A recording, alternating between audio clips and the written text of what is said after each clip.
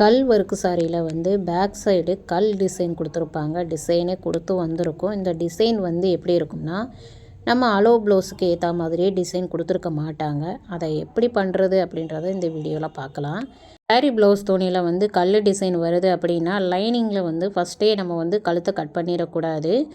நம்ம அந்த டிசைனுக்கு ஏற்ற மாதிரி தான் கழுத்து அதுக்கப்புறம் கட் பண்ணணும். அதுக்காக ஃபஸ்ட்டே வந்து கட் பண்ணி எடுத்துடாமல் கழுத்தை விட்டுட்டு மற்ற பகுதிகளை கட் பண்ணி எடுத்துட்டு, அலோ ப்ளவுஸில் இருக்கக்கூடிய அளவு கழுத்து அகலம் வந்து 2.25 வச்சுருக்கேன். உயரம் வந்து 8.5 இன்ச்சு வேணும். கழுத்தோட உயரத்தையும் அளவெடுக்கும் போது கீழேயும் நம்ம தையலுக்கு அரைஞ்சி விடுறதுக்கு இடையில நம்ம கல் டிசைன் அமைஞ்சிருக்கான்னு பார்த்துட்டு கரெக்டாக வச்சுக்கோங்க. லைனிங் அளவுலையே கீழே கரெக்டாக கட் பண்ணிக்கோங்க. சைட்லலாம் அரைஞ்சி விட்டு கட் பண்ணி எடுத்துக்கோங்க. நம்ம இப்போ லைனிங்கில் சென்றுபடுத்திட்டு அங்கிட்டும் இங்கிட்டும் 2.25 இன்ச்சை மார்க் பண்ணிக்கோங்க. அகலத்தில் கீழே உயரத்துக்கு 8.5 இன்ச்சு மார்க் பண்ணிவிட்டு, இப்போ அந்த கல் டிசைனை அப்படியே லைனிங்கில் பதிகிற மாதிரி கரெக்டாக வச்சுக்கோங்க. கரெக்டாக அந்த சென்ட்ரு பகுதியை பார்த்து அந்த டிசைன் நேராக சென்டரில் வந்திருக்கான்னு பார்த்து கரெக்டாக வச்சுட்டு, அயன் பாக்ஸில் மிதமான சூட்டை வச்சு இப்படி அழுத்தம் கொடுத்தா லைனிங்கில் வந்து அப்படியே அந்த கல் டிசைன் பதிஞ்சிரும். பதிஞ்சதுக்கப்புறம் இப்போ பதிஞ்சு இருக்க அந்த கல் டிசைன் அளவுலேயே வந்து நீங்கள் என்ன பண்ணுங்கள், ஒரு ரவுண்டு கொடுத்துக்கோங்க.